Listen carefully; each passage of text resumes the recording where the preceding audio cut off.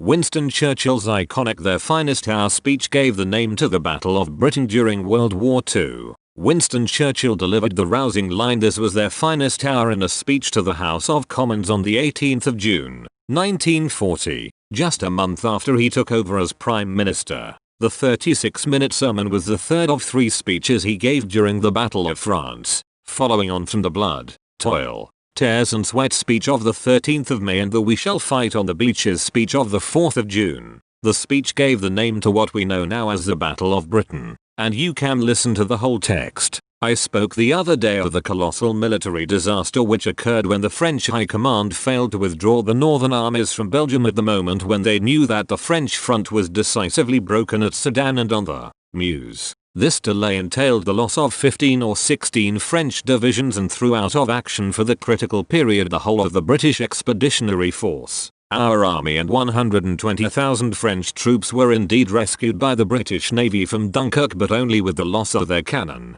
vehicles and modern equipment. This loss inevitably took some weeks to repair, and in the first 2 of those weeks the battle in France has been lost. When we consider the heroic resistance made by the French army against heavy odds in this battle, the enormous losses inflicted upon the enemy and the evident exhaustion of the enemy, it may well be the thought that these 25 divisions of the best trained and best equipped troops might have turned the scale. However, General Weygand had to fight without them. Only 3 British divisions or their equivalent were able to stand in the line with their French comrades. They have suffered severely, but they have fought well. We sent every man we could to France as fast as we could re-equip and transport their formations. I am not reciting these facts for the purpose of recrimination, that I judge to be utterly futile and even harmful. We cannot afford it. I recite them in order to explain why it was we did not have, as we could have had, between 12 and 14 British divisions fighting in the line in this great battle instead of only 3.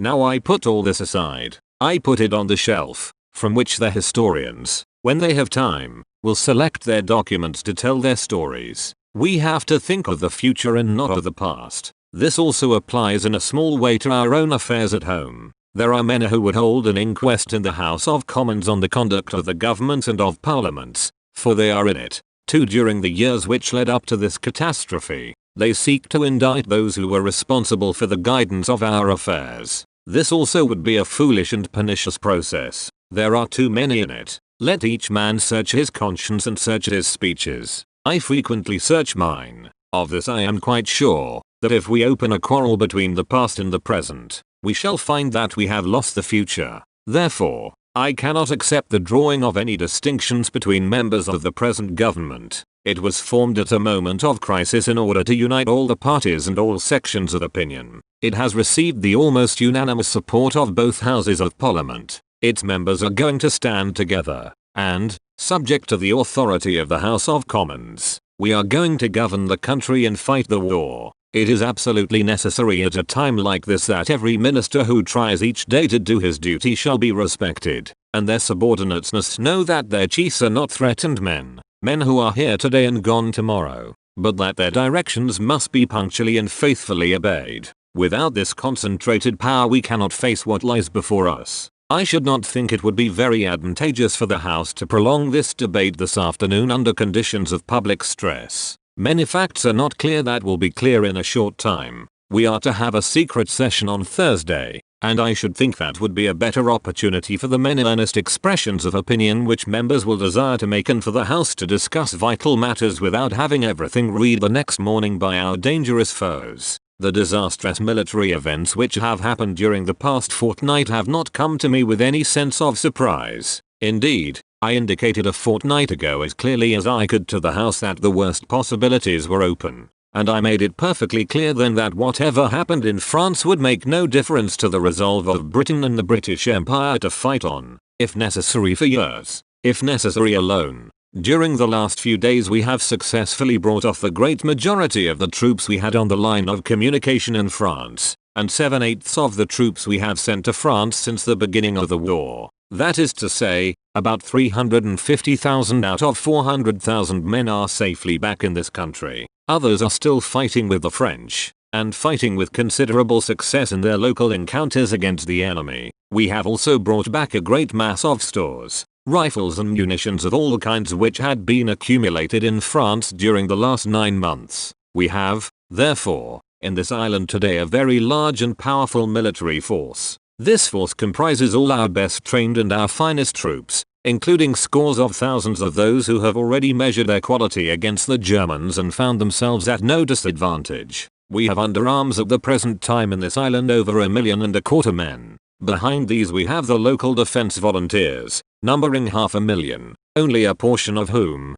however, are yet armed with rifles or other firearms. We have incorporated into our defense forces every man for whom we have a weapon. We expect very large additions to our weapons in the near future, and in preparation for this we intend forthwith to call up, drill and train further large numbers. Those who are not called up, or else are employed during the vast business of munitions production in all its branches and their ramifications are innumerable, will serve their country best by remaining at their ordinary work until they receive their summons. We have also overheard Dominion's armies. The Canadians had actually landed in France, but have now been safely withdrawn, much disappointed, but in perfect order, with all their artillery and equipment, and these very high-class forces from the Dominions will now take part in the defense of the mother country, lest the account which I have given of these large forces should raise the question, why did they not take part in the great battle in France? I must make it clear that, apart from the divisions training and organizing at home,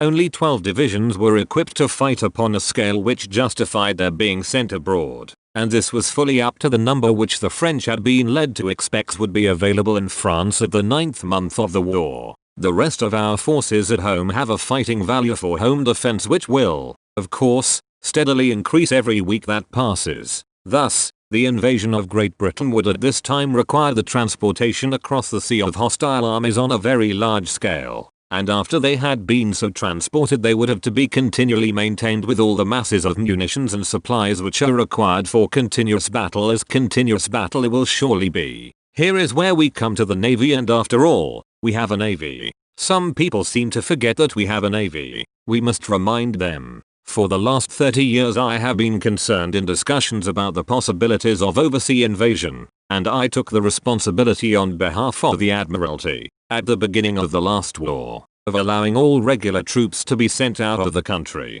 That was a very serious step to take, because our territorials had only just been called up and were quite untrained. Therefore, this island was for several months particularly denuded of fighting troops. The Admiralty had confidence at that time in their ability to prevent a mass invasion, even though at that time the Germans had a magnificent battle fleet in the proportion of 10 to 16. Even though they were capable of fighting a general engagement every day and any day, whereas now they have only a couple of heavy ships worth speaking of, the Scharnhorst and the Nicanor. We are also told that the Italian Navy is to come out and gain sea superiority in these waters. If they seriously intend it, I shall only say that we shall be delighted to offer Signor Mussolini a free and safeguarded passage through the Strait of Gibraltar in order that he may play the part to which he aspires. There is a general curiosity in the British fleet to find out whether the Italians are up to the level they were at in the last war or whether they have fallen off at all. Therefore, it seems to me that as far as seaborne invasion on a great scale is concerned,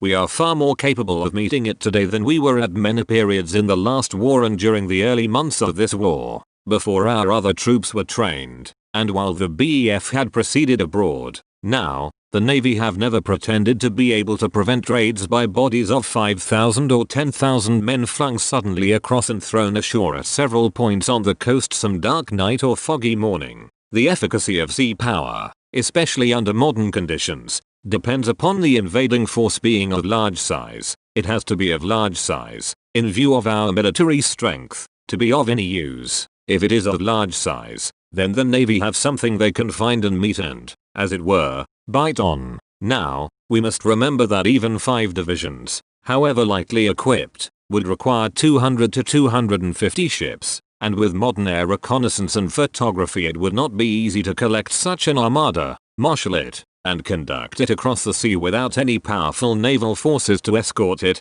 and there would be very great possibilities, to put it mildly, that this armada would be intercepted long before it reached the coast, and all the men drowned in the sea or, at the worst, blown to pieces with their equipment while they were trying to land. We also have a great system of minefields, recently strongly reinforced, through which we alone know the channels. If the enemy tries to sweep passages through these minefields, it will be the task of the Navy to destroy the minesweepers and any other forces employed to protect them. There should be no difficulty in this, owing to our great superiority at sea. Those are the regular, well-tested, well-proved arguments on which we have relied during many years in peace and war. But the question is whether there are any new methods by which those solid assurances can be circumvented. Odd as it may seem, some attention has been given to this by the Admiralty, whose prime duty and responsibility is to destroy any large seaborne expedition before it reaches, or at the moment when it reaches,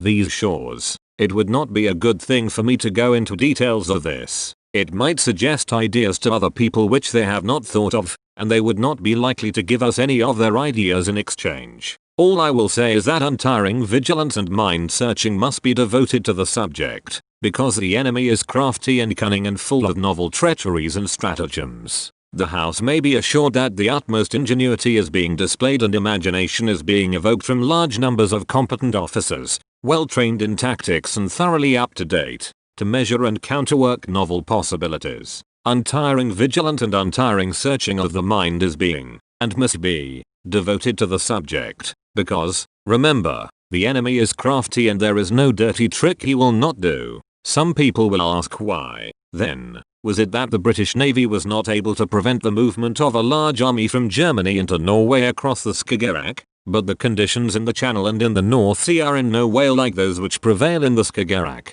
In the Skagerrak, because of the distance, we could give nowhere support to our surface ships, and consequently, lying as we did close to the enemy's main air power, we were compelled to use only our submarines. We could not enforce the decisive blockade or interruption which is possible from surface vessels. Our submarines took a heavy toll but could not, by themselves, prevent the invasion of Norway. In the Channel and in the North Sea, on the other hand, our superior naval surface forces, aided by our submarines, will operate with close and effective air assistance. This brings me, naturally, to the great question of invasion from the air, and of the impending struggle between the British and German air forces. It seems quite clear that no invasion on a scale beyond the capacity of our land forces to crush speedily is likely to take place from the air until our air force has been definitely overpowered. In the meantime, there may be raids by parachute troops and attempted descents of airborne soldiers. We should be able to give those gentry a warm reception both in the air and on the ground,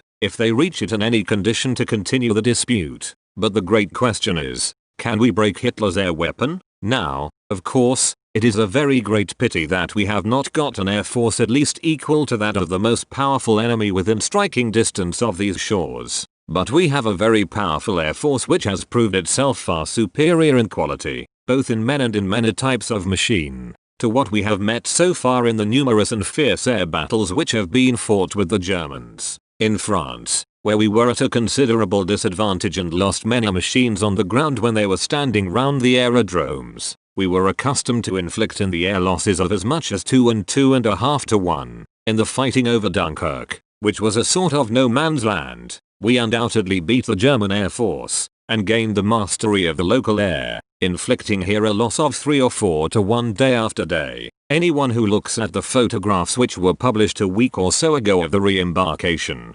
showing the masses of troops assembled on the beach and forming an ideal target for hours at a time, must realize that this re-embarkation would not have been possible unless the enemy had resigned all hope of recovering air superiority at that time and at that place. In the defense of this island, the advantages to the defenders will be much greater than they were in the fighting around Dunkirk. We hope to improve on the rate of 3 or 4 to 1 which was realized at Dunkirk, and in addition all our injured machines and their crews which get down safely, and, surprisingly, a very great many injured machines and men do get down safely in modern air fighting. All of these will fall in an attack upon these islands, on friendly soil, and live to fight another day. Whereas all the injured enemy machines and their complements will be total losses as far as the war is concerned. During the great battle in France, we gave very powerful and continuous aid to the French army, both by fighters and bombers. But in spite of every kind of pressure, we never would allow the entire metropolitan fighter strength of the Air Force to be consumed.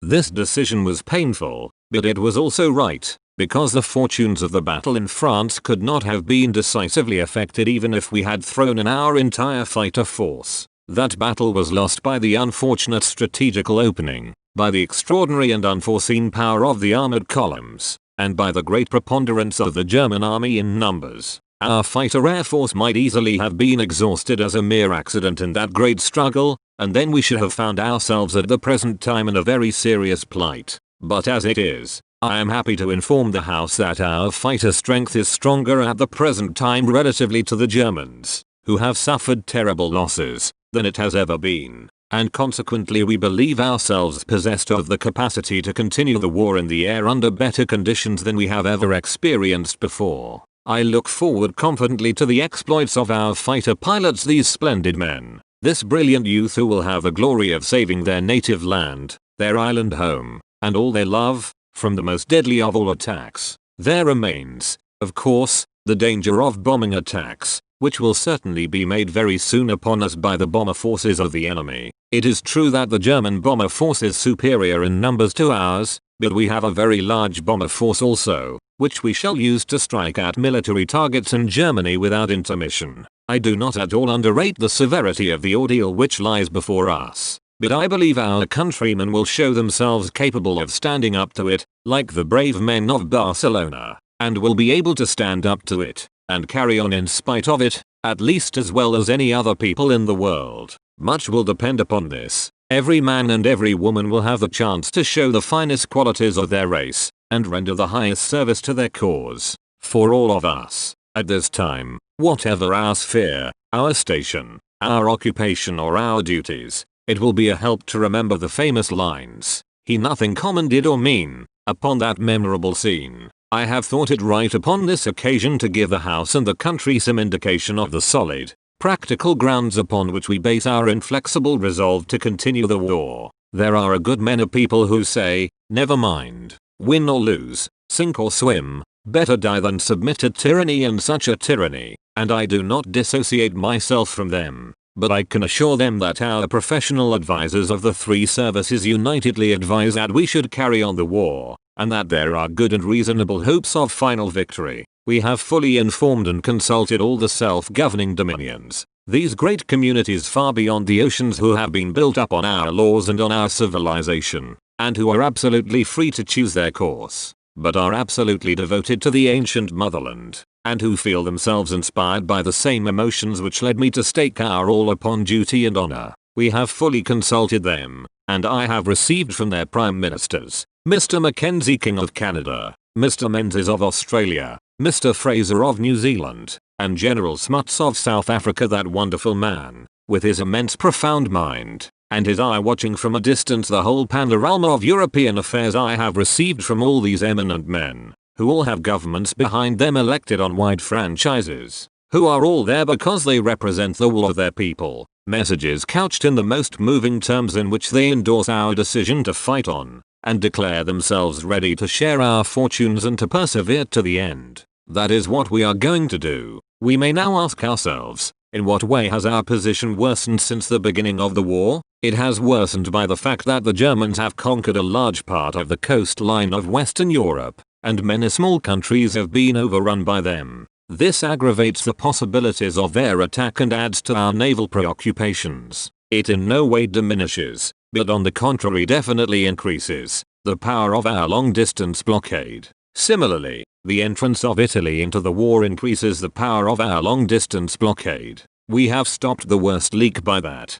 We do not know whether military resistance will come to an end in France or not, but should it do so, then of course the Germans will be able to concentrate their forces, both military and industrial, upon us. But for the reasons I have given to the House, these will not be found so easy to apply. If invasion has become more imminent, as no doubt it has, we, being relieved from the task of maintaining a large army in France, have far larger and more efficient forces to meet it. If Hitler can bring under his despotic control the industries of the countries he has conquered, this will add greatly to his already vast armament output. On the other hand, this will not happen immediately, and we are now assured of immense, continuous and increasing support in supplies and munitions of all kinds from the United States, and especially of aeroplanes and pilots from the dominions and across the oceans coming from regions which are beyond the reach of enemy bombers. I do not see how any of these factors can operate to our detriment on balance before the winter comes, and the winter will impose a strain upon the Nazi regime, with almost all Europe writhing and starving under its cruel heel, which, for all their ruthlessness, will run them very hard. We must not forget that from the moment when we declared war on the 3rd of September it was always possible for Germany to turn all her air force upon this country, together with any other devices of invasion she might conceive, and that France could have done little or nothing to prevent her doing so. We have, therefore, lived under this danger, in principle and in a slightly modified form, during all these months. In the meanwhile, however, we have enormously improved our methods of defense, and we have learned what we had no right to assume at the beginning, namely, that the individual aircraft and the individual British pilot have a sure and definite superiority. Therefore, in casting up this dread balance sheet and contemplating our dangers with a disillusioned eye, I see great reason for intense vigilance and exertion, but none whatever for panic or despair. During the first 4 years of the last war the Allies experienced nothing but disaster and disappointment. That was our constant fear, one blow after another, terrible losses, frightful dangers, everything miscarried, and yet at the end of those 4 years the morale of the Allies was higher than that of the Germans, who had moved from one aggressive triumph to another, and who stood everywhere triumphant invaders of the lands into which they had broken. During that war we repeatedly asked ourselves the question, how are we going to win, and no one was able ever to answer it with much precision, until at the end, quite suddenly, quite unexpectedly, our terrible foe collapsed before us, and we were so glutted with victory that in our folly we threw it away. We do not yet know what will happen in France or whether the French resistance will be prolonged, both in France and in the French Empire overseas. The French government will be throwing away great opportunities and casting adrift their future if they do not continue the war in accordance with their treaty obligations, from which we have not felt able to release them. The House will have read the historic declaration in which, at the desire of many Frenchmen and of our own hearts, we have proclaimed our willingness at the darkest hour in French history to conclude a union of common citizenship in this struggle. However matters may go in France or with the French government, or other French governments, we in this island and in the British Empire will never lose our sense of comradeship with the French people.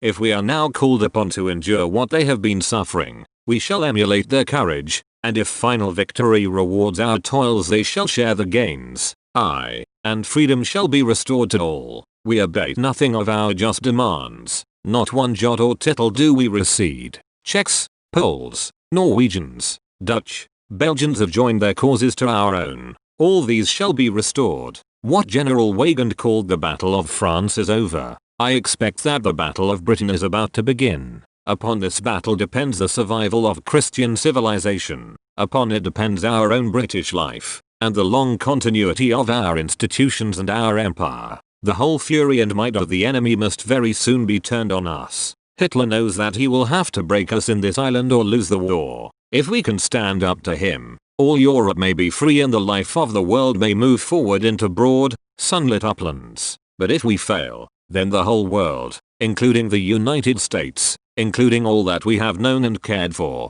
will sink into the abyss of a new dark age made more sinister, and perhaps more protracted, by the lights of perverted science. Let us therefore brace ourselves to our duties, and so bear ourselves that, if the British Empire and its Commonwealth last for 1,000 years, men will still say, this was their finest hour.